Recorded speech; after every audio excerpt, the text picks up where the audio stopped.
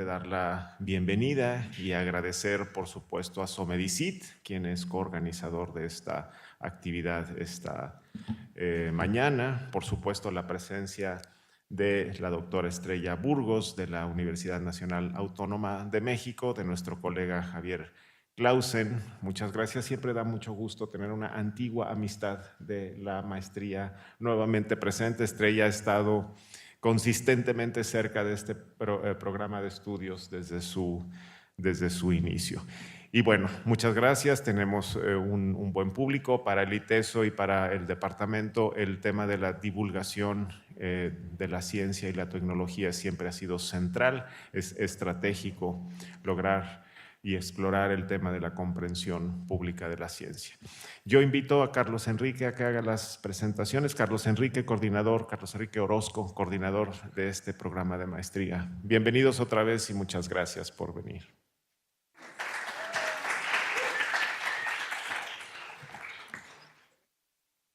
Muy buenos días. Buenos días, Estrella. Buenos días, Javier. Bueno, me toca a mí hacer una breve presentación, y digo breve porque pues si leyera detenidamente tanto la trayectoria de Estrella como la trayectoria de Javier, pues nos llevaba las 2 horas, y no se trata de eso, más bien se trata de dar pie para que empiecen ellos a conversar. Estrella es editora y escritora de ciencia, se ha dedicado por más de 30 años a la divulgación y al periodismo de ciencia, principalmente en medios escritos y también en radio y televisión. Obtuvo el Premio Nacional de Divulgación de Ciencia Alejandra Hadar en el año 2017. Es editora de la revista Cómo Ves, que por cierto también está por celebrar sus 20 años. La cosecha en 1998 fue una cosecha más provechosa. Nació Cómo Ves y también nació la maestría en ese año. Entonces, bueno, Estrella ha sido la editora de esta revista, que la publica la Dirección General de Divulgación de la Ciencia de la UNAM desde diciembre de 1998. Es autora de 5 libros de divulgación para niños y jóvenes y coautora de otros 6. Fue presidenta de la Sociedad Mexicana para la Divulgación de la Ciencia y la Técnica, Somedicit, que es coorganizadora de esta charla, en el periodo 2007 a 2009, donde actualmente coordina la División de Periodismo de la Ciencia. Es miembro de la National Association of Science Writers de Estados Unidos desde 2008. En mayo de 2013 recibió el premio La Ciencia y el Hombre de la Universidad Veracruzana por su destacada trayectoria en divulgación de la ciencia. Forma parte del comité editorial para libros para niños y jóvenes del Fondo de Cultura Económica. Ha impartido cursos de divulgación de la ciencia y periodismo científico para estudiantes y profesores en varias universidades del país y en la Universidad Estatal a Distancia de Costa Rica y el Consejo de Ciencia y Tecnología de Nicaragua. Fue profesora de la Escuela de Periodismo Carlos Septién García y da clases en el Diplomado de Divulgación de la Ciencia en la UNAM. Ha sido ponente y conferencista invitada en muchos congresos, tanto nacionales de la Somedicit, congresos nacionales de divulgación de la ciencia, como también en congresos internacionales, principalmente a los de la Red POP de popularización de la ciencia en América Latina. Muchas gracias, Estrella. Y Javier Clausen tiene más de 30 años de experiencia internacional y en investigación aplicada en el nexus agua, territorio, salud ambiental y la energía. Fue egresado del programa de Ciencia Geológica de la Facultad de Ciencias Exactas y Naturales de la Universidad de Buenos Aires. Javier ha coordinado proyectos de geología del Cuaternario con paleontólogos, arqueólogos, edafólogos, sedimentólogos, antropófagos y demás fogos en los años 80, cuando todavía no hablábamos de 400. Más tarde dirigiría proyectos de turismo aventura, dirigió proyectos de turismo aventura y educación ambiental en lagos glaciales de la Patagonia andina con ONGs ambientales. En Buenos Aires cofundó la Reserva Natural costanera sur en Puerto Madero y coordinó proyectos vinculados y vivenciales de educación ambiental y de agua en los que han participado cientos de miles de niños argentinos. Javier fue seleccionado como geólogo ambiental sudamericano para investigar y remediar sitios con agua subterránea contaminada en toda California, en Nevada, Texas, Luisiana y Hawái, como parte de un equipo interdisciplinario.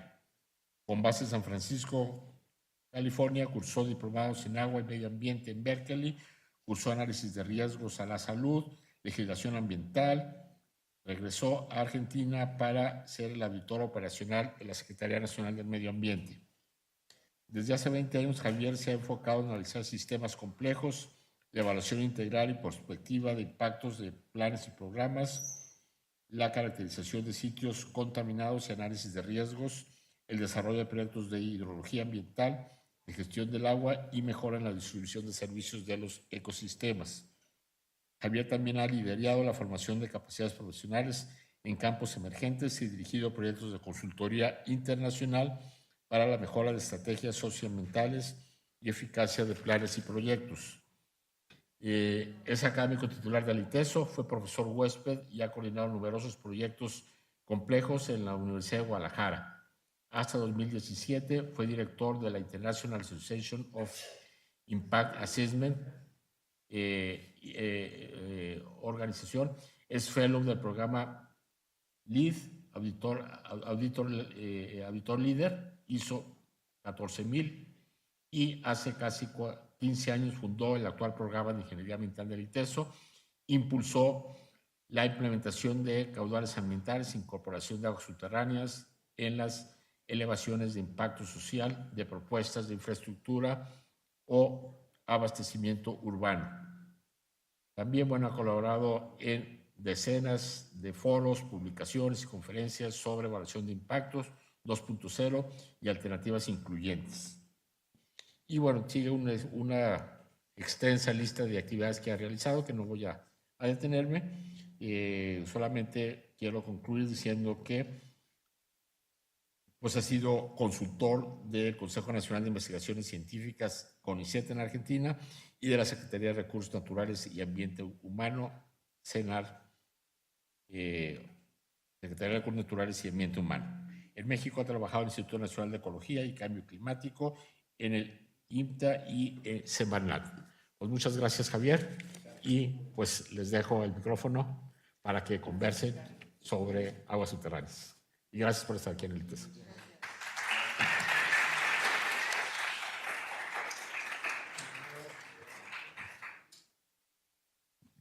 Hola, ¿se escucha? Bueno, bienvenidos todos. Muchas gracias por estar aquí. Muchas gracias por invitarme, maestra, doctora Susana Herrera.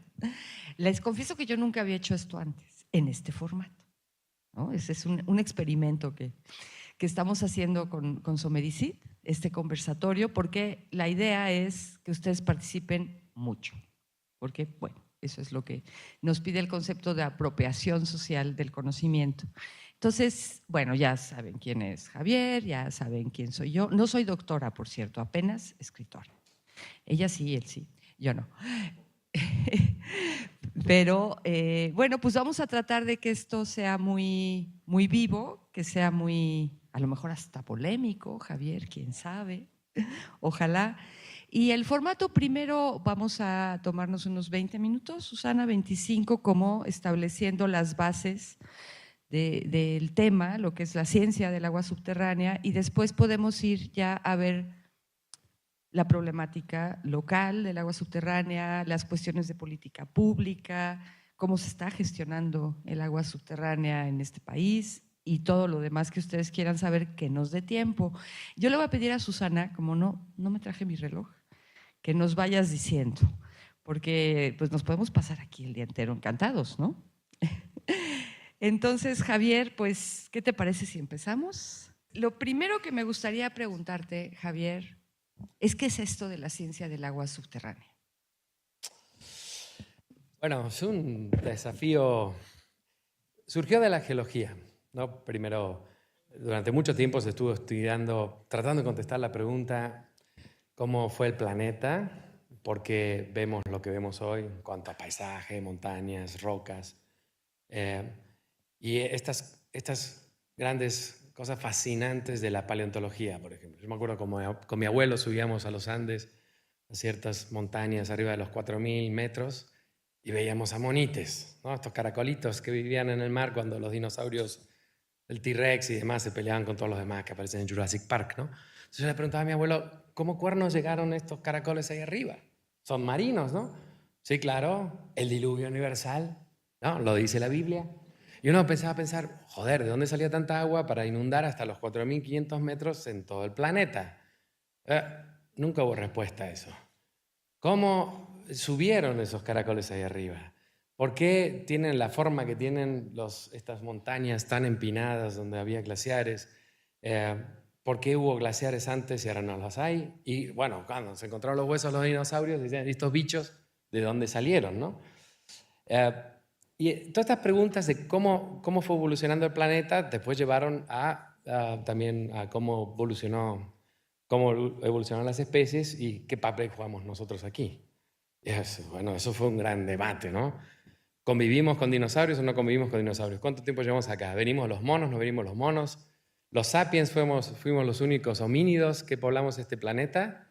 Y después, ¿de dónde empezó a salir los grandes cambios que nosotros como sapiens hicimos?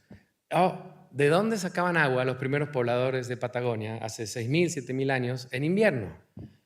Esos fueron mis primeros trabajos con los arqueólogos. Me ponían en offside, me decían, ¿cómo era el paisaje de 6000 años? ¿De dónde sacaban agua? ¿Dónde encontraron obsidiana? ¿O cómo era esto hace 6000 años? Uno tiene que trabajar con polen, con restos de paleontología y demás. Y la gran pregunta era, ¿de dónde viene el agua subterránea? Si se abastecían de manantiales, ¿por qué hay manantiales en el medio de la montaña? ¿O por qué en Baja California hay oasis como los que, por ejemplo, trabajamos en Túnez con los alemanes, ¿no? En el medio del desierto, como en las películas, uno va manejando y entre las dunas aparecen las palmeras. ¿Por qué está un oasis en el medio de un desierto? ¿De dónde viene el agua esa? ¿Qué edad tiene? ¿Por qué aparece ahí, no? Entonces, estas son las preguntas motivadoras de la hidrogeología. ¿De dónde viene el agua subterránea? ¿Cómo se mueve? ¿Qué edad tiene? ¿Qué calidad? ¿Para qué se puede usar? ¿Y cuál es el futuro del agua subterránea? Hablando de Túnez, dependen, por ejemplo, solamente agua subterránea fósil que se recargó cuando el Sahara era una selva. Y ya no se recarga más. El día que se saque todo el agua esa. Bueno, ese es uno de los puntos que va a ser muy importante, Javier, tocar en este conversatorio. Bueno, yo quisiera robarle a la UNESCO de un documento muy impresionante que tú me enviaste, el título, que es Agua subterránea, gestión de un recurso invisible. Y un par de datos del mismo documento, que 95% del agua dulce que utilizamos en la Tierra está almacenada, que podemos usar como agua subterránea, y la mitad de la población mundial depende del agua subterránea para beber agua. Así de importante es el tema del agua subterránea. Ahora, ustedes se dedican a investigar dónde está, cómo se mueve, ¿no? Todo eso. Y a nosotros pues nos interesa saber si hay o no hay y si vamos a tener agua, ¿no? Porque finalmente este es el recurso que necesitamos. ¿Cómo está ese panorama? Porque hace un ratito platicábamos y se veía bastante preocupante, Javier. ¿Por qué? Y sí, bueno, porque como decías, el gran desafío del agua subterránea es que no se ve. Y entonces la evolución de la hidrología, hoy podemos entender cómo se mueve el agua subterránea a partir básicamente de procesos geofísicos, de perforación de pozos de monitoreo, de hidrogeoquímica, de isótopos, de modelos matemáticos, pero siempre el conocimiento es de abajo para arriba. Y cuesta. O sea, el agua subterránea se mueve entre rocas, entonces cuesta conocerlo, hay que invertir en poder entenderla, monitorearla, saber cuánto hay. Y sí, el número es fantástico, digamos, el 95% del agua dulce disponible en el planeta es agua subterránea, es muchísimo, pero cuanto más abajo hay que buscarla y protegerla, más caro es, más difícil de entender y de alguna manera más difícil de comunicar. ¿Cómo comunicamos que dependemos de este agua subterránea cuando no podemos verla, ¿no? Si nos cuesta tanto proteger ríos, ¿cómo hacemos para proteger agua subterránea? Entonces, el volumen es muy alto, depende del tipo de rocas, depende del paleoclima y de muchos factores, pero, digamos, lo que nos preocupa a los hidrogeólogos, como decimos, hay tanta agua subterránea, es, bueno, vamos a seguir haciendo minería del agua y a sacarla porque está ahí, ¿no? Aquí cabe preguntarte, bueno, este recurso invisible, ¿no? Del que normalmente no somos conscientes hasta que no tenemos agua o hay problemas con el agua. No obstante que es subterráneo e invisible, lo estamos afectando brutalmente con cosas que hacemos aquí arriba, ¿no? En la superficie. ¿Cómo qué cosas son esas, Javier?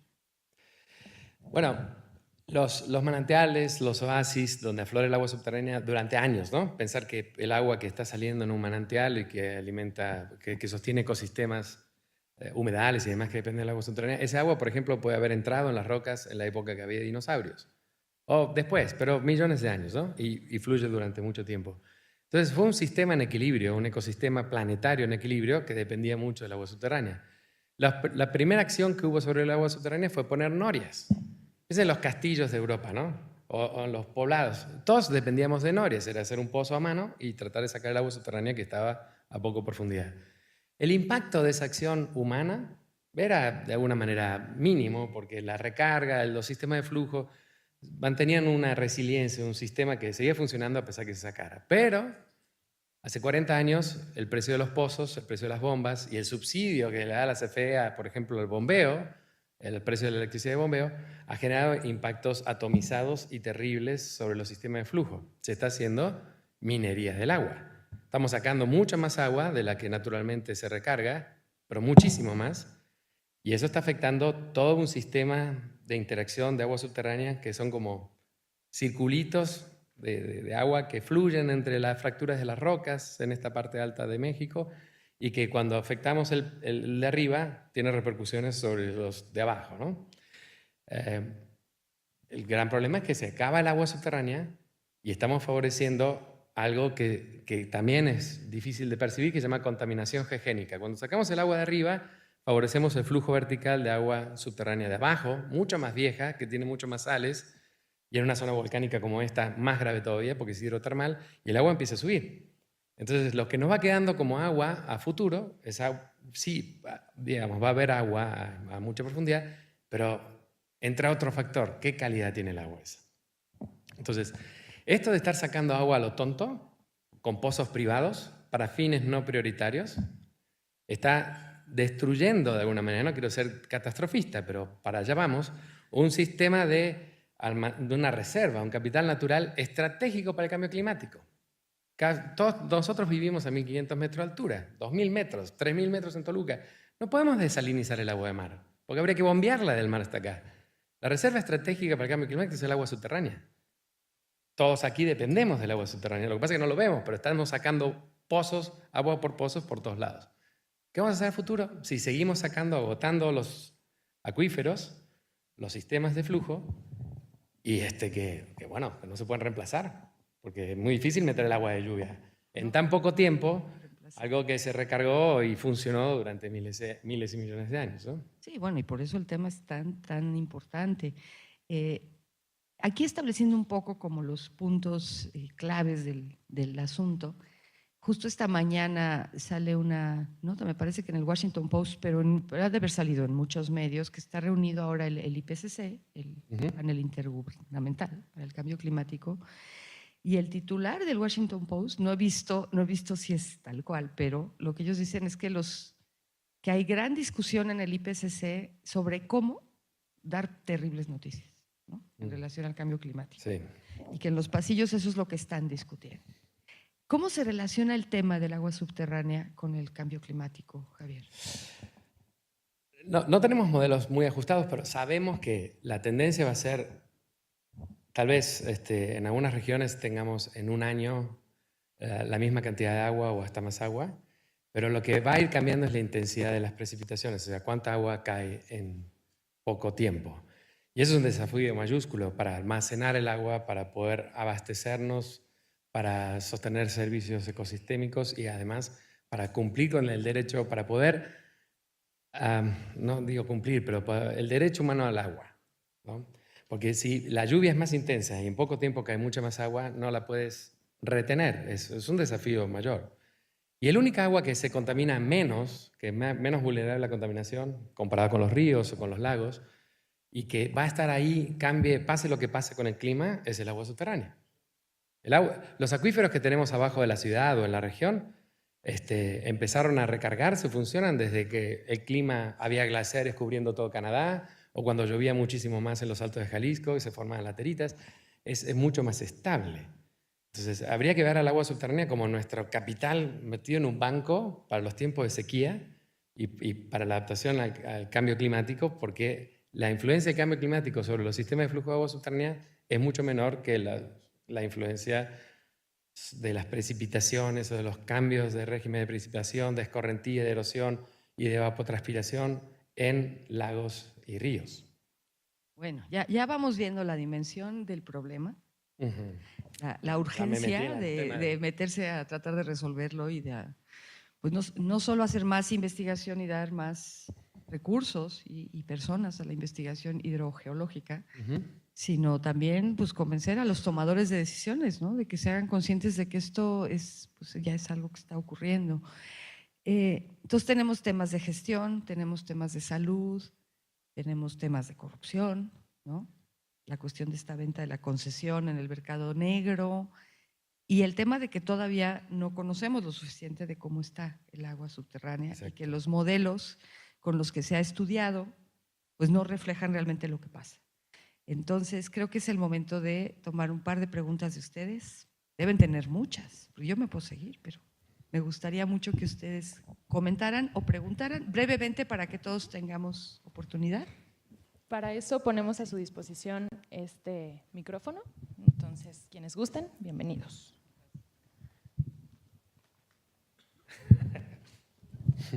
Yo inauguro.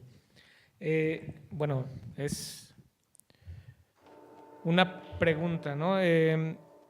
Entiendo, o hasta ahorita hemos hablado de la explotación o de la sobreexplotación del agua subterránea, pero ¿cómo se repone esta agua? O sea, ¿se repone naturalmente? Y ya no sé dónde acomodarme. Y en ese caso de que se repongan naturalmente, ¿cómo afectan la pavimentación, digamos, del área que cada vez es más amplia, que cada vez está yendo incluso más hacia el cerro? ¿Tiene alguna relación con eso? Y sí, y tiene relación con la comunicación y la ciudadanía empoderada. Porque el proceso de recarga, entre que el agua se mete en los sedimentos, por ejemplo, que cubren acá, son sedimentos volcánicos, muy permeables, extremadamente permeables, una maravilla geológica del planeta, el Valle de Tezistán.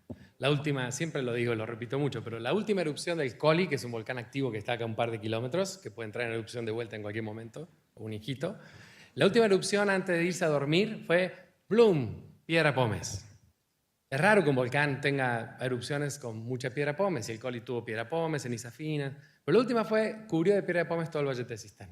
Es tan permeable que no hay ríos, porque casi todo el agua de lluvia se infiltra, y ya está ahí. Recarga o no acuíferos es otro tema, pero ya no se evapora, ya está metida en el suelo. Además, la piedra pómez retiene la humedad durante mucho tiempo, entonces la producción de maíz, por ejemplo, es muy alta. Pero esa recarga es muy lenta, ¿no? Depende de cuánto llueve en el año. Y el milagro de Tezistán no se da en otros lados, porque el agua se tiene que meter en fracturitas de las rocas, por ejemplo en el bosque de la primavera. Entonces, de todo lo que cae de agua de lluvia, alguna parte se mete en las fracturas de las rocas, se mete entre los poros de la piedra pómez, y puede ser un volumen grande, pero comparado con lo que escurre en superficie, siempre va a ser menor. Básicamente es un proceso muy lento. Y por más que sembremos árboles, y por más que va a ser muy lento, hay que comparar que todo el agua subterránea que está abajo, no toda, pero gran parte, se recargó hace mucho tiempo. Y las bombas sacan agua muy rápidamente. Estamos hablando, probablemente, estoy exagerando, por una cuestión de comunicación titular, de 100 a 1, de 1000 a 1, lo que estamos sacando con respecto a lo que se puede llegar a recargar. Y por más que hagamos recarga inducida, que son sistemas donde colectamos el agua de lluvia para poder meterla en el estrato o en la roca más permeable y poder guardarla ahí, Acabo de venir de La Paz, en Bolivia, donde están haciendo eso con agua que se está derritiendo en los glaciares, porque saben que en 10 años se les acabaron los glaciares, entonces ahora tienen un surplus de agua y la tienen que recargar, porque si no, se termina evaporando, contaminando aguas abajo. Esos procesos aún no llegan a la tasa de minería del agua. El drama es la extracción, la demanda para usos no prioritarios. Y si además le sumamos la impermeabilización de las ciudades, por ejemplo, en este caso Guadalajara, que está impermeabilizando un estrato hiperpermeable que está en superficie, abajo de este edificio, bueno, cuando pasen caminando por ahí en el ITESO estén haciendo algún pozo de absorción o en las construcciones que están alrededor, es muy interesante ver cómo se ven los estratos de piedra pómez, muy potentes, muy permeables, a distintas profundidades. Eso es fantástico para infiltrar, pero si lo tapamos de pavimento, de casas, eso genera un problema de riesgo. O sea, un servicio ecosistémico de provisión de agua, de soporte, lo transformamos en un riesgo, como lo está trabajando Hugo de Alba, ¿no? Un riesgo de inundación. Entonces perdemos el agua. Inunda, se contamina, se va al río Santiago, termina en las presas de Santiago, que con todo el carbono y el fósforo que estamos tirando, son una máquina y están a 30 y pico de grados de temperatura, una máquina de generar metano, y nos quedamos sin agua para el futuro. Sí, todo lo cual suena extraordinariamente absurdo, ¿no? Y peligroso. Es medio surrealista, digamos. Sí. ¿Otro comentario en este punto? Acá, por favor, al micro que está aquí. Bueno, sí, ponte atrás de él. No, para que hables en el micrófono. Hola, buenas tardes. Comentabas sobre el impacto que tiene el crear ciudades, por así decirlo, zonas urbanas, para que se regenere este sedimento de agua, ¿sí? ¿Entendí bien? Cuando impermeabilizas, cuando le pones concreto, no dejas que el agua, si hay sedimentos en superficie, como los que hay aquí en Tezistán o abajo de este edificio, muy permeables, tú cuando lo tapas de concreto, el agua de lluvia ya no se infiltra y ya no recarga. Okay. Hay otras ciudades que están puestas en zonas de suelos vertisoles de arcilla donde no hay mucha recarga, o en rocas que no están fracturadas. Entonces la recarga urbana, la recarga natural urbana es menor. Ok, mi Pero pregunta es, ¿hay algunas sociedades que tengan el tipo de suelo que nosotros tenemos que estén haciendo algo? Porque me llamó mucho la atención que se ha utilizado la palabra es una situación preocupante. Y la palabra preocupante es antes de ocuparse. Sí. Entonces, ¿qué estamos haciendo antes de ocuparnos o para ocuparnos? Entonces sí hay opciones, hay manera de ocuparse. Pero tenemos que actualizar la regulación, tenemos que actualizar los estudios. Y después de muchos años en México, tenemos que controlar la demanda. Antes de tomar otra pregunta, me gustaría preguntarte, Javier, también sobre algo que me comentaste antes de que entráramos, que a mí me dejó verdaderamente perpleja. Y es en la cuestión de los estudios de impacto ambiental. ¿Qué pasa con el agua subterránea? Yo pido un estudio de impacto ambiental. Yo soy una megamillonaria que quiero hacer un resort aquí cerquita de Puerto Vallarta o aquí a tierra adentro. Pago mi estudio de impacto ambiental. ¿Y qué pasa con el agua subterránea en ese estudio? Es otro problema de sistema, Estrella. Déjame darte primero tu celular que se te cayó. Gracias. Y que yo pensaba llevármelo, pero ya me remordió la conciencia. No, no es cierto. Pero gracias por avisarme. Me hubiera recibido así. Muchas gracias. ¿Cómo dependemos de esto? Pero lo bueno que está pagado para que no moleste. Las evaluaciones de impacto en México también son obsoletas, ¿no? Como exdirector de la Asociación Internacional de Evaluación de Impacto, es un trámite que lamentablemente tiene que ser una herramienta comunicacional. ¿Qué pasa si yo hago un proyecto, un resort o un plan de movilidad o el CIAPA decide ver de dónde va a sacar agua dentro de 20 años? La evaluación de impacto es qué puede pasar si y tiene que comparar alternativas. No acción, lo dejo como está. Alternativa A, un resort. Alternativa B, no sé, una infraestructura verde-azul, un parque público, una zona de recarga. Alternativa C, bueno, X, para solucionar un problema. Y tiene que ser objetivo, tiene que ser científica. El problema es que en México lo paga el promovente, el que tiene una idea, sea política, de política pública o un resort, y le va a decir al consultor, esto es lo que quiero que digas, ¿no? Y entonces va a ser una mía, que es el Mamotreto de Impacto Ambiental, que son 8 tomos que nadie puede leer porque está en jerga y cuyo objetivo es que nadie entienda nada. Es la anticomunicación, ¿o no? No sé si les tocó alguna vez verlo. Entonces, una herramienta de gestión ambiental mal usada, obsoleta y que además avala la depredación. Yo quiero poner un barrio en el Tezistán donde había récord de cosecha de maíz, ¿no? Muchas toneladas por año. El récord nacional. Y lo quiero cubrir con casitas colmenas, como Valle de los Molinos, arriba del mejor suelo y arriba del área de infiltración. Le voy a pagar un consultor para que no digas nada del agua subterránea, di que hay liebres machos, liebres hembra, una cuestión de biodiversidad mínima, estúpida, y hazme 5 tomos para que nadie entiende nada. Y entonces el que está en el Estado no tiene tiempo a revisar, no puede ir a campo, la ciudadanía no se entera de qué es lo que va a pasar, porque no es una herramienta de comunicación, es una herramienta de confusión, digamos, ¿no? Y el agua subterránea no figura nadie, nunca porque nadie lo pide, porque parecería que el agua subterránea no forma parte de los ecosistemas. El intangible, El intangible, invisible. Exacto.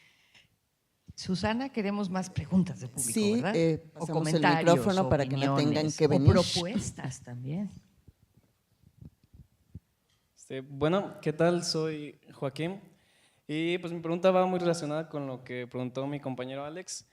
Primero, pues me gustaría platicarles, soy de una comunidad al sur del Bosque de la Primavera, Valle Mazatepec se llama, y pues hasta hace 30 años era una comunidad muy rica en aguas subterráneas, pues tenemos ahí pues todo lo que viene del Bosque de la Primavera, aguas termales, tenemos unas aguas termales también famosísimas desde la época del Porfiriato, pero actualmente pues sí estamos sufriendo y está pues una devastación pues muy obvia del agua, cómo se está yendo. Y pues bueno, por varios motivos, entre uno de los más grandes pues la industria agrícola, pero sobre todo por las grandes industrias de berries y de tomates que se pusieron por allá, y pues que los pozos no están regularizados, hay una extracción de agua pues exagerada que está dejando sin agua a toda la población. Entonces pues mi pregunta es de que ahora sí cómo la sociedad organizada podemos actuar contra eso, porque pertenecemos al municipio de Tala, pero pues Tala ha hecho pues caso omiso a todas nuestras quejas y súplicas. Entonces ahora sí que cómo pues la sociedad organizada podemos enfrentar alguna de esas empresas, porque pues en Mazatepec no vamos a esperar a que no tengamos agua para actuar, sino pues ahorita de prevención. Para relatar la demanda, ¿quién saca? ¿Para qué saca? ¿Cuánto es el costo que le está dejando a las comunidades? ¿Y qué podemos hacer para al menos con lo que hay hoy de la regulación, que es obsoleta pero además no se cumple, regularizar todos esos pozos? ¿A nombre de quién están? ¿En base a qué evaluación de impacto le dieron la concesión del agua? Aquí, bueno, ahorita regreso con ustedes, nada más pensando en lo que tú comentaste. Es un problema que han visto desde hace mucho tiempo y que las autoridades competentes no hacen nada. Y esas cosas, eso es terriblemente frustrante y además es como criminal, ¿no? Porque existe esto, el derecho humano al agua. Entonces yo quisiera preguntarte, Javier, por un lado, si enfocamos esta necesidad de que se revise la legislación, de que se sancione a quien está haciendo un uso depredador, se puede enfocar con el tema de derechos humanos a través de comisiones de derechos humanos, por una parte, y por otra parte yo les preguntaría a ustedes, a los estudiantes del ITESO, sobre todo los que están en el área de comunicación, ¿qué creen ustedes que pueden hacer los comunicadores del conocimiento científico como ¿no? De la ciencia del agua subterránea, para ayudar a comunidades como esta comunidad de donde provienes tú, a que convenzan a los tomadores de decisiones o los presionen o yo no sé cómo, para que hagan algo? Entonces son como 2 preguntas, una para ti, una para quien de ustedes quiera contestarla. Ojalá que ahora que vamos a tener una científica, mujer, respetada internacionalmente a cargo de la Conagua, esto cambie. Porque el gran drama de México va a ser que cuando se acabe el agua subterránea, a 1500 metros de altura no tenemos otra opción. Nos tocan 5 años de sequía, Chapala baja de nivel. Los conflictos van a estar en la puerta de toda industria, de todo campus, de cualquier usuario del agua, ¿no? Bueno, y eso lo que nos estás diciendo, pues es que hay muchísimo que hacer, ¿no? A todos nos toca. Me dice Susana que hay muchas preguntas. ¿No? Yo creo que aquí, ya en un diálogo y argumentando y escuchando y preguntando, etcétera, pues la mayoría nos vamos al menos con una conciencia de que hay un problema y que hay que dejar de explotar, etcétera. Yo personalmente ya quité mi césped y puse césped artificial. Soy miembro de la mesa directiva de Micoto y seguramente voy a llegar a proponer, me van a mandar por un tubo, pero voy a llegar a proponer pues que se quite el pasto que está para poner pasto artificial. Entonces, esta actividad, por ejemplo, tiene un impacto yo creo que grande, aunque sea en un público pequeño. La pregunta aquí sería, se está grabando desde el laboratorio, estamos teniendo un producto audiovisual. La pregunta Sí, pues sería, déjame verlo, porque ¿lo podemos sacar o no? Van a meter en Aeroméxico. ¿Lo podemos sacar o no? ¿Lo podemos compartir? ¿Lo podemos...? Yo creo que editemos, pero a mí me parece que, perdón, pero creo que el ITESO es la única institución académica que ahora puede tener un posicionamiento claro sobre el tema del agua subterránea. Pero tenemos que empezar en casa, que estamos avanzando. O sea, certificarnos como campus verde y reciclar todo el agua que podamos y empezar a reemplazar pasto por suculentas. Se puede, ¿no? Y queda muy bonito. Tenemos un parque fantástico y les paso el aviso para que conozcan ahí atrás de la RUPE, ¿no? Esas son medidas personales, pero necesitamos una política pública mucho más agresiva. Y cada vez que pedimos una evaluación de impacto en esta región, bien hecha, en el scoping, que es la definición de alcance, hay que meter el agua subterránea. Para que el promovente demuestre que no va a generar más impacto sobre los sistemas de flujo subterráneo. Y que busquen alternativa de economía circular. Agua residual nos sobra. Cuesta, pero es un problema de energía. ¿No? ¿Ya tenemos más intervenciones? Sí, yo. Bueno, mi nombre es Diego, me parece muy interesante la charla que estamos teniendo y me surgió una duda y como más bien aclaré las ideas. Por ejemplo, en lo personal yo siempre culpaba al gobierno, que era un poco corrupto y brindaba las concesiones que tú nos estás diciendo, pero me estoy dando cuenta y la pregunta es, si estoy mal, que me orientes. Entonces, más bien, el procedimiento para lograr mejorar esto no es el gobierno ni las personas que están sacando de los pozos, más bien somos nosotros, ¿no? Tendríamos que cambiar primero la mentalidad de todas las personas desde casa, pues. No sé, acciones muy simples, pero tienen que ser todos en masa y pensar a lo que yo creo, pensar como todos aquí lo hacemos, para así lograr cambiar, en lugar de estar buscando culpables, si no somos nosotros los que estamos haciendo eso o no. Es un buen punto. Todos tenemos que estar pagando nuestra corresponsabilidad en el manejo de agua pluvial, por ejemplo. Todos impermeabilizamos las ciudades, nuestras casas, nuestras calles. En otras sociedades tú pagas un proporcional. Si logras recargar el agua de lluvia y lo demuestras, dejas de pagar ese. Lo mismo con residuos, lo mismo con la extracción. Yo creo que sí, todos somos corresponsales, pero me da un poco de miedo comunicacionalmente, porque las campañas de oficiales de la Conagua son: cierra tu llave, dúchate en 5 minutos. Como si el problema pasara por ducharse menos tiempo. Cuando al lado, a 200 metros, tienes a alguien que está sacando millones de metros cúbicos para evaporar. Entonces, en una evaluación de impacto, por ejemplo, también tenemos que ver los efectos más graves. Claro que todos tenemos que cambiar nuestros hábitos de consumo, de agua, ser conscientes de cómo, por ejemplo, utilizar agua residual tratada para nuestros baños o poner sistemas con presión de aire.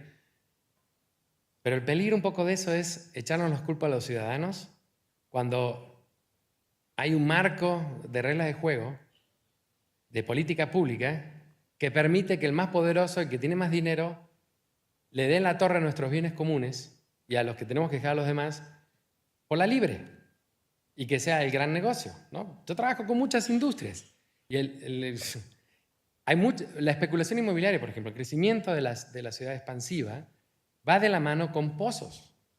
Si pudiéramos obligar a todos los constructores que tienen un proyecto a poner casas en el medio de la nada porque la tierra es barata, decirle: tú te tienes que conectar al CIAPA, nada de pozos, porque vamos a tener una policía del agua de jóvenes que van, como en El Salvador, están cuidando los pozos. Eso es ilegal, eso nos da en la torre. No tenemos, tiene que haber un organismo que haga hidrogeología y que centralice el control de los free riders, de los pozos privados. Es la única manera que vamos a poder manejar el agua subterránea. Y sí que somos corresponsables, pero me da un poco de miedo eso. Porque no es cerrar la lluvia, no es cerrar la regadera y bañarse más rápido solamente. Es que los grandes consumidores, los grandes evaporadores, reemplacen el agua subterránea por agua de segundo uso. Y eso tiene que ser el Estado y la iniciativa privada. Entonces tiene que haber incentivos, tiene que haber control, tiene que haber mejor comunicación y va de la mano con la planeación urbana, con la planeación en el campo, con la promoción económica. No podemos seguir diciendo a los aguacateros, sigan sacando agua, total, ¿no? Después, no sé, rezaremos. Yo tengo la duda, cuando mencionaste lo del impacto que tiene el pavimento y los edificios en cuanto a la recarga de los acuíferos, ¿cómo consideras que puede haber una buena y adecuada planeación urbana en cuanto a viviendas? También el impacto que tienen los edificios como los departamentos de 20 pisos o 15, no sé, y los cotos, o sea, ¿cómo pueden existir y coexistir con el acuífero? Bueno, si estamos hablando de la zona metropolitana de Guadalajara, tiene características muy particulares. Hay mucha agua que se queda retenida arriba de un estrato de cenizas volcánicas menos permeable. Entonces, entra en el Valle de Tezistán y corre horizontalmente hasta aflorar en La Coronilla, en Colomos y demás. Pero sí hay que diseñar pensando en detener el agua, retenerla e infiltrarla todo lo posible. En el ITESO tenemos muchos pozos de absorción que más o menos funcionan. Y después, eso que dejaste ahí abajo, reusarla. Y por último, la postura que tienes ante los departamentos de 20 pisos, porque ¿de dónde tienen el agua? Lo de que decías del mercado negro, de que lo llevaban a los Todos los edificios tendrían que estar conectados al CIAPA. O a un nuevo CIAPA, a un sistema metropolitano de gestión del agua. La metrópoli tendría que tener el IMEPLAN, o la metrópoli, una agencia de resiliencia hídrica. ¿No? Porque hoy lo tenemos fragmentado. Zapopan tiene una agencia, Tlaquepaque tiene otra, hay pozos independientes. Tendría que haber alguien que se ocupe, además de preocuparse, de qué vamos a hacer con el agua en la metrópoli. Y eso incluye inundaciones, incluye asentamientos, porque cuando sacas el agua subterránea, la presión de poro cambia y empieza a fracturarse también la ciudad. Incluye el abastecimiento, la adaptación a la sequía e incluye romper el mercado negro.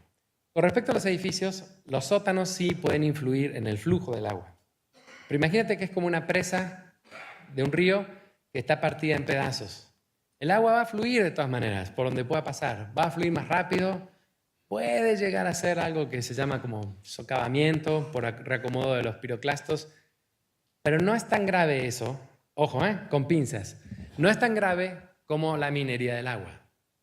Porque el agua va a pasar por algún lado. El problema de Colomos no va a ser tanto la construcción de edificios altos, porque ganamos en una ciudad compacta, que puede tener espacios públicos verdes alrededor que funcionen muy bien, techos verdes, paredes verdes.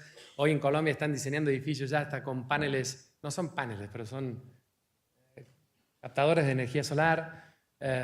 Yo vengo de una ciudad compacta y vertical y creo que es mucho más vivible que una ciudad extensa y horizontal y de alto consumo de agua y transporte público y servicios.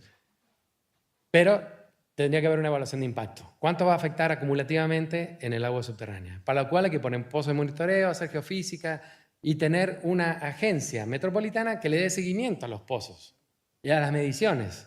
Para que el día de mañana, cuando venga el quinto edificio o el 20 no sé cuánto, digamos, no, espérate, ya no. Porque ahora sí que esto ya está demasiado grave. Pero recuerden, el agua subterránea va a fluir por los costados, va a generar problemas mecánicos. Y el otro punto. ¿Saben cómo se recarga el agua subterránea en la ciudad de Guadalajara? Está impermeabilizado, ¿no? ¿Cuál es la pérdida promedio que tienen nuestras conducciones de agua potable más viejas? 40%. ¿Cuánto creen que es la pérdida de las conducciones de agua residual? ¿Con qué se hacen las viejas? A ver, los civiles. ¿No son de concreto encastrado? ¿Conocen el bosque pedagógico del agua? Es muy interesante el bosque pedagógico porque uno ve cómo avanzó la tecnología de conducción de agua potable, bueno, agua usable para fines humanos, de consumo humano, y la tecnología del agua residual. La vieja eran, si se perdía el agua residual, mejor, ¿no? ¿A dónde va? Al acuífero. El agua residual es un capital en la economía circular. Entonces hay que evitar las pérdidas, tanto del agua para la ciudadanía como el agua residual, porque si no contamina el agua subterránea. Entonces tenemos una recarga inmensa de los caños rotos, de todo lo que está perdiendo en la ciudad. Pero no es agua, no la tomaríamos, ¿no? Eso es tan grave como los sótanos. Evitar infraestructura subterránea en malas condiciones que infiltre agua contaminada, porque no solamente es el agua de nuestros baños, de la que somos corresponsables, sino talleres mecánicos, etc.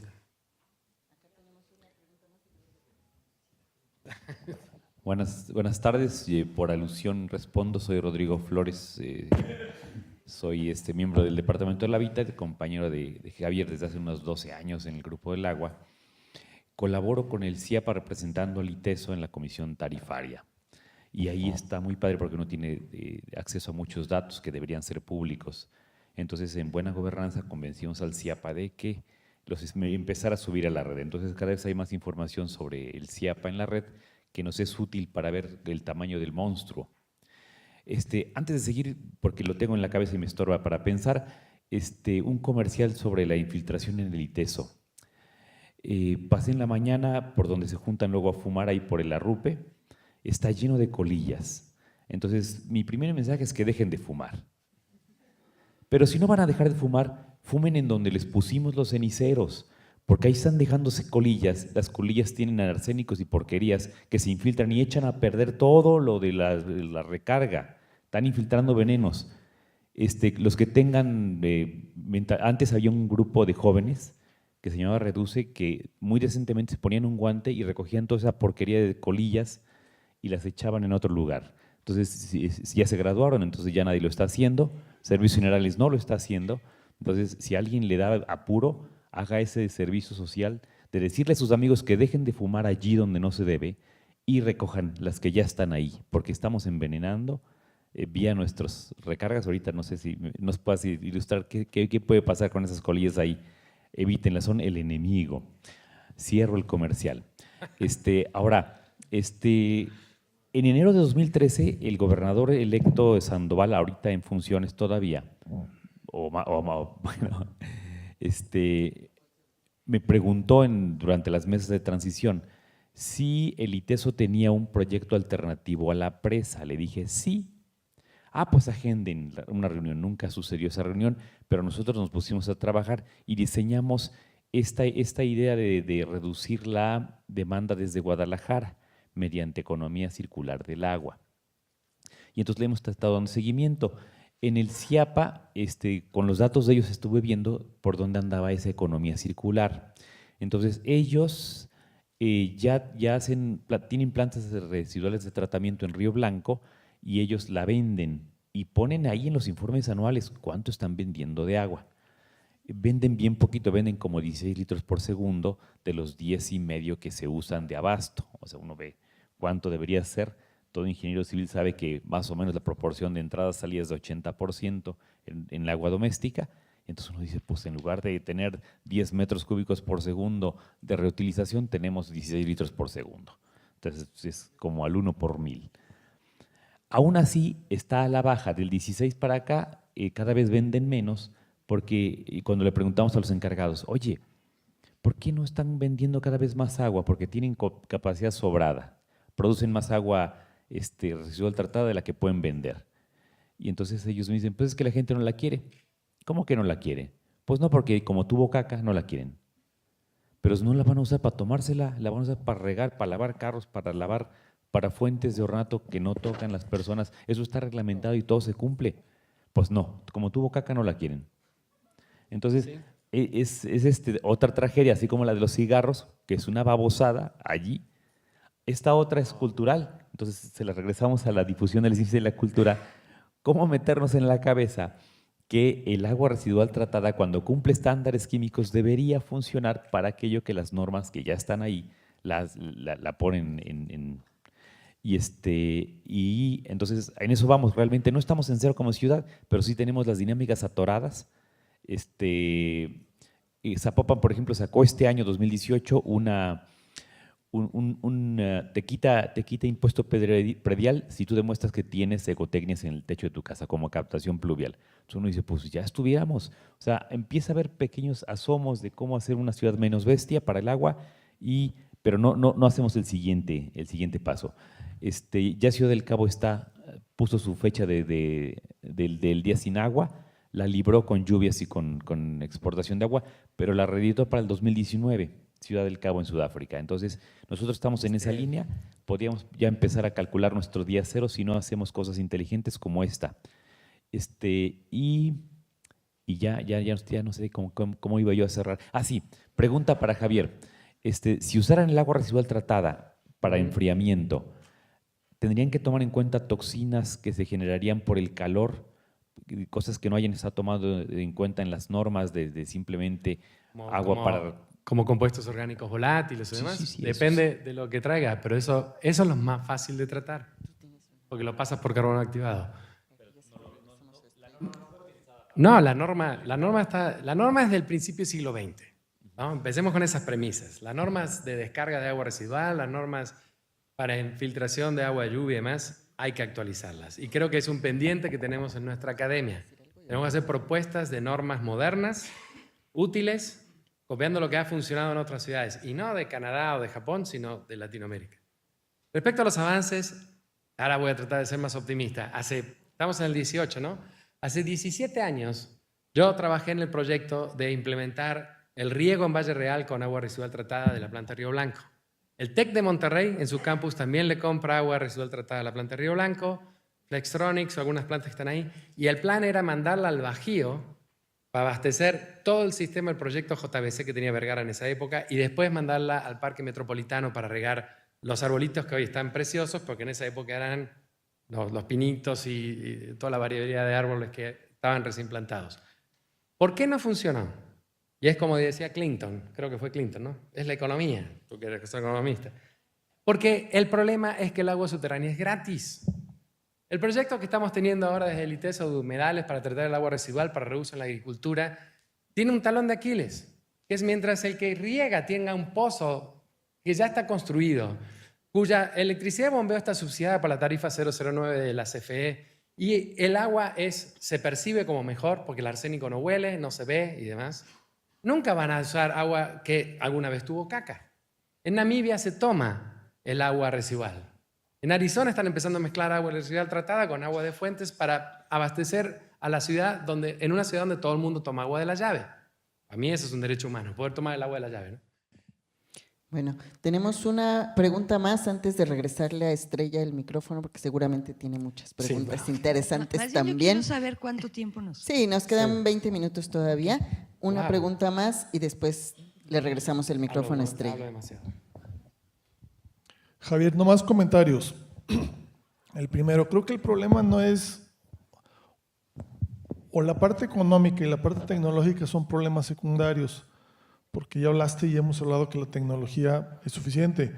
En los cursos que imparto yo aquí les hablo a mis alumnos de humedales artificiales, les hablo de cualquier cantidad de cosas a nivel tecnológico, donde pudiéramos de cualquier tipo de inmueble sacar agua tratada, sin ningún problema. Creo que el problema principal es un problema de comunicación. Y para poder atacar el problema de comunicación, tendría que haber muchos documentos que hablen con hechos y datos de esta realidad que tú nos estás platicando. Y creo que mi propuesta, petición, sugerencia es, tú como experto geólogo, empieza a dar números muy concretos de todo esto que está pasando para que el ITESO pueda socializar esta información, mandarla a la Conagua, mandarla al CIAPA, mandarla a muchos lados para que empecemos a entender con datos duros cuál es el problema. Porque si aquí, cuando menos a mí ya me quedó claro que el problema es que se nos estamos acabando el agua, pues el tema económico y el tema tecnológico creo que ya empezó a quedar en un segundo plano. A mí de nada me sirve tener una empresa que me dedico o que mi principal insumo es el agua, si se va a acabar el agua. Eso creo que no necesita ir a ninguna empresa y tratar de convencerlos. Para mí el problema es qué datos duros le doy a esa empresa para que entienda cuál es el problema y se convierta en parte de la solución. En Alemania se ve en la primaria cómo funciona el agua subterránea de las ciudades donde están, con unas infografías y unos videos maravillosos, ¿no? Entonces ya el ciudadano dice, bueno, ya sé de dónde viene el agua y por qué me la están cobrando y por qué no la tengo que evaporar, etcétera, etcétera. Sí, es un desafío de comunicación, de educación principal, pero por otro lado me parece que de gobernanza y de políticas públicas, porque es el Estado el que tiene que velar por el bien común y los bienes compartidos de alguna manera, ¿no? Pero bueno, es un buen tema de debate para el Grupo del Agua y el quehacer académico. Está buenísimo aquí el debate. Se antoja, o sea, la dimensión de la tarea es muy grande, pero como que… Faltan unas cervezas. Sí, sí. No hay. El tequila no consume tanta agua, ¿eh? Tal vez El tequila no consume tanta, pero necesita de murciélagos y también les estamos pegando. Exacto, pero… ¿no? Pero bueno, aquí, o sea, y yo pensando sobre todo en el tema de cómo comunicamos conocimiento, porque hay una parte de lo que tú dices que es muy importante, ¿no? Es decir, bueno, o sea, los que están manejando, los que están gestionando el agua, los de la Conagua, de los organismos, pues saben lo que está pasando. Pero hay otros tomadores de decisiones que no lo saben, a veces no lo quieren saber, pero muchas veces realmente no lo saben, ¿no? Y cuando tú ves la composición de los congresos estatales y nuestras cámaras de diputados, de senadores, ¿qué conocimiento tienen de estas cosas, ¿no? Que es algo que primero tendríamos que ponderar, ¿no? Saber. Esos legisladores que finalmente van a votar las leyes, ¿qué saben del asunto, ¿no? Hace muy poquito se estuvo votando una ley del agua y quedamos todos muy enojados, ¿no? Porque faltaron muchas cosas. Comentábamos en la mañana del fracking y ahí no se prohíbe explícitamente para nada el uso del agua para fracking. Cuando hay muchos estudios de que pues haces un cochinero con el fracking, pero además el costo-beneficio pues, no es realmente rentable, pero además puedes provocar hasta sismos, ¿no? Como ha pasado ya en algunos estados, en los Estados Unidos, pequeños sismos, pero ya está muy documentado, ¿no? Entonces la pregunta es también desde la academia, ¿no? Como tú dices, en nuestra burbuja, ustedes aquí, en este precioso ITESO, yo en la UNAM, ahí en el precioso Museo Universum. O sea, ¿cómo hacemos que esto llegue a la sociedad y en la sociedad incluyamos a los tomadores de decisiones? Y no sé, siempre uno piensa que para que el tomador de decisión haga algo, pues nosotros tenemos todos que salir a la calle a decirle lo tienes que hacer, ¿no? Quién sabe si eso funcione tanto, a lo mejor tenemos ahí eso más otras cosas, más otros caminos. Yo llevo ya muchos años en esto, como han podido escuchar, y una cosa que me ha desesperado mucho es eso, que el conocimiento está en las universidades, pero ese camino de las universidades a los tomadores de decisiones yo no sé muy bien por dónde transcurre, ¿no? Y creo que son nuestros jóvenes los que tienen que empezar a dilucidar eso, ¿no? A ver cómo le hacemos para convencerlos. Y también hay el otro punto, yo me acuerdo mucho el doctor Juan Pedro Laclet cuando era presidente del foro consultivo o coordinador del foro consultivo que se supone que informa al Ejecutivo en política pública de ciencia y tecnología, cómo ellos hacían un lobbying muy intenso en las cámaras durante meses y llegaba el voto del presupuesto y como si no hubieran ido, ¿no? Porque los legisladores votaban lo que decía el jefe de su bancada. Y todo el tiempo que ellos habían llevado expertos, ¿no? Entonces, ese es otro fenómeno también que hay que analizar desde la comunicación, ¿no? Como decía Maya, o sea, a ver, ¿cómo me convences a mi empresario de que no haga eso?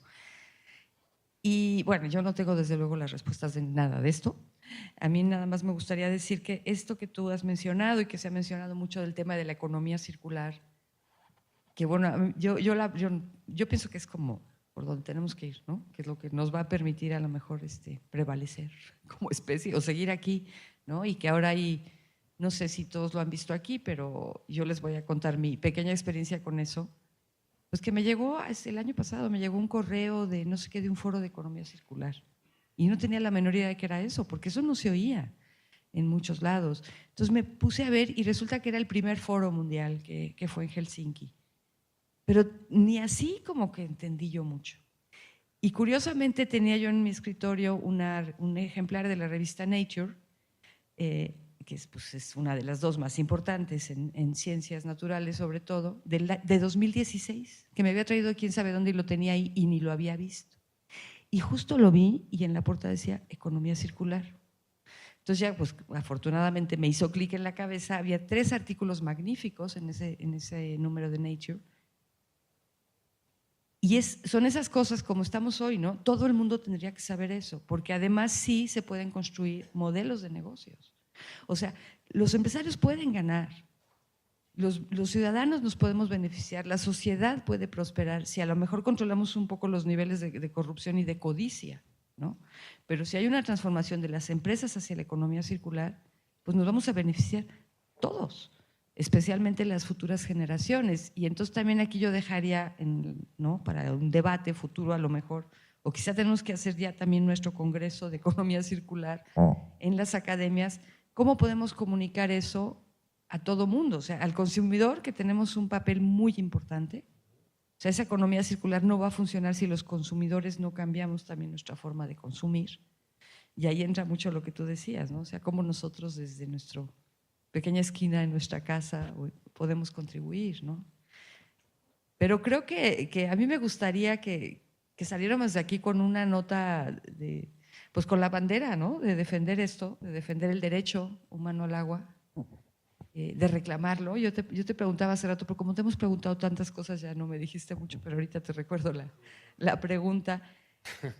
O sea, es un deber de todos, pero es una necesidad de todos, porque todos somos consumidores de agua. Y ustedes, aquí hay muchos muy jóvenes, ¿no? Y otros que no somos tan jóvenes, pero tenemos descendientes, ¿no? Y seguramente ustedes los tendrán. ¿Y qué les vamos a heredar, ¿no?, a estos descendientes?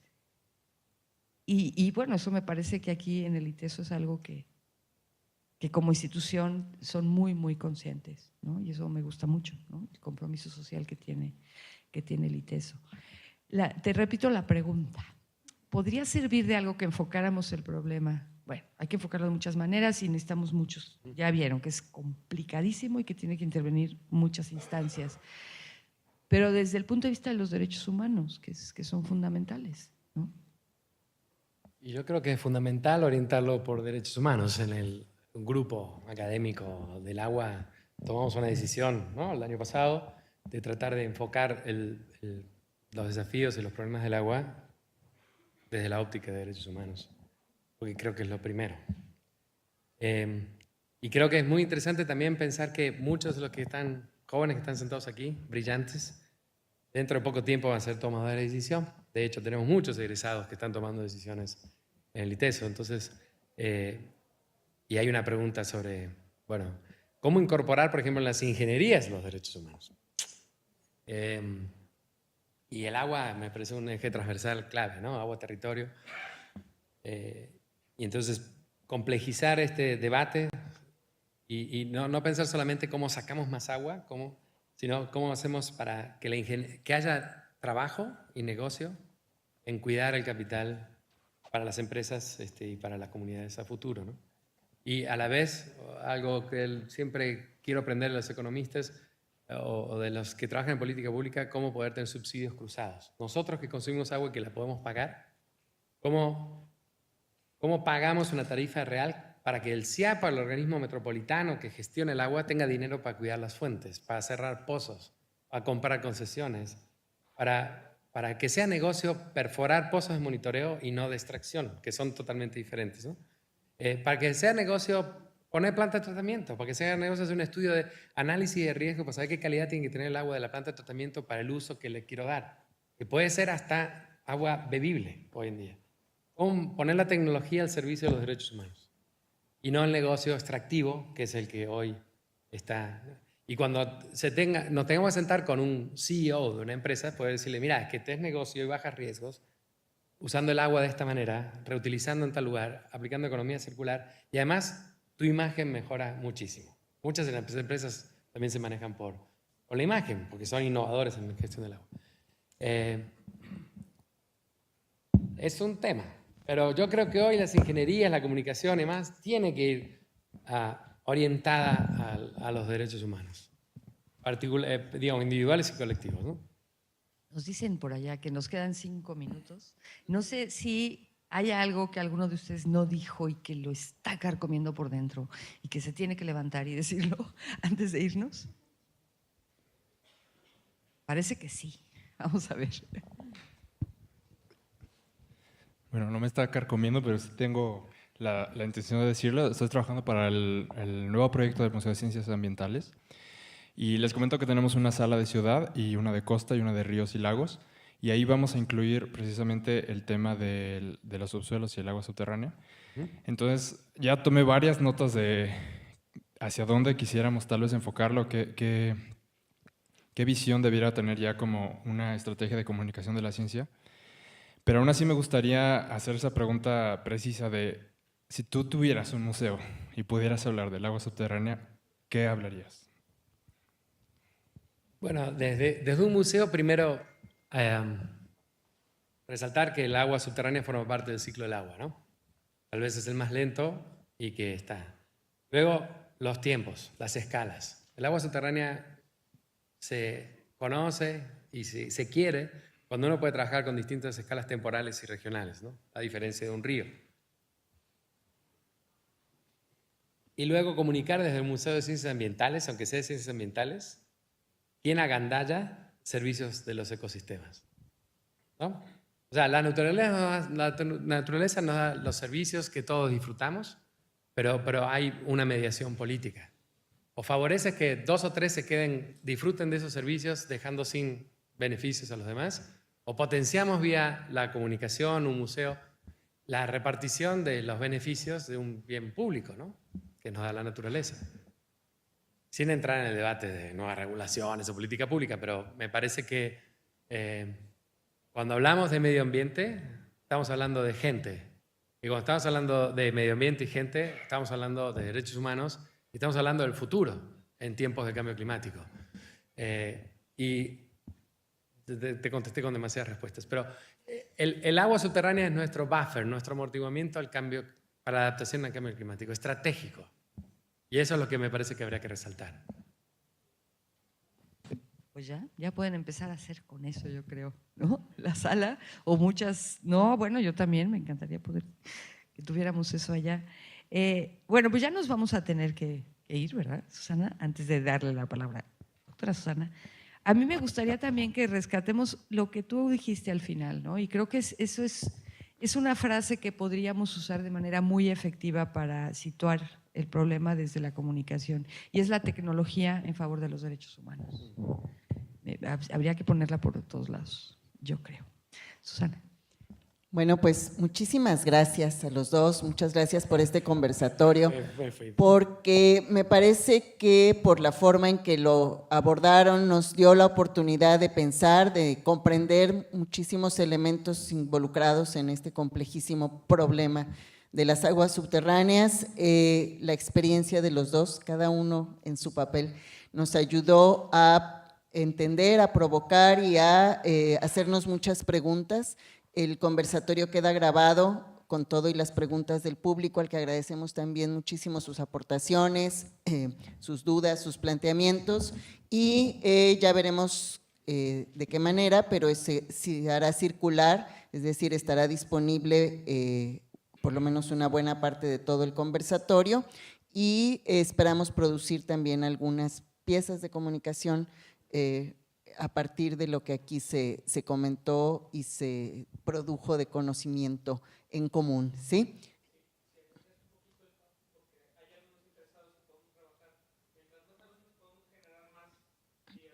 Sí, bueno, en el Departamento de Estudios Socioculturales tenemos un proyecto de aplicación profesional, un PAP, de comunicación de la ciencia, y vamos tratando de abordar diversos temas importantes para la región en términos de problemáticas sociales, en este caso socioambientales. Entonces, será muy, para aquellos que quieran especializarse o formarse en estos asuntos de comunicación, bueno, pues es un escenario ideal para acercarse. No tienen que ser comunicadores, la idea es que sea precisamente interdisciplinario. Gracias, Guridi, por recordárnoslo. Y bueno, es parte del trabajo que hacemos para abordar este asunto que por diversos lugares y desde diversas voces salió, la importancia de comunicar. Y por eso están aquí nuestros dos invitados, porque son conscientes y responsables de estar comunicando, no solamente produciendo el conocimiento, como decías, Estrella, en la universidad. Javier es uno, junto con otros de nuestros colegas del Grupo del Agua en particular, de los científicos conscientes de la importancia de comunicar y no solamente producir el conocimiento, sino comunicarlo a todo tipo de público necesitado de este conocimiento. Pues les agradecemos muchísimo, muchas gracias, Estrella, por venir desde la Ciudad de México a acompañarnos.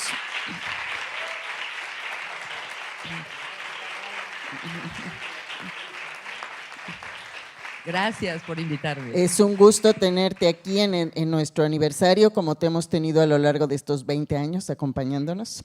Muchas gracias, un reconocimiento por parte del ITESO, muchas gracias. Javier, muchas gracias, esperemos seguir contando contigo, con tus aportaciones y sobre todo a la comunicación de la ciencia. Muchas gracias a todos, pues les seguiremos invitando a participar en las actividades de la celebración de los 20 años de nuestra maestría en comunicación de la ciencia y la cultura. Muchas gracias a todos. Saludos.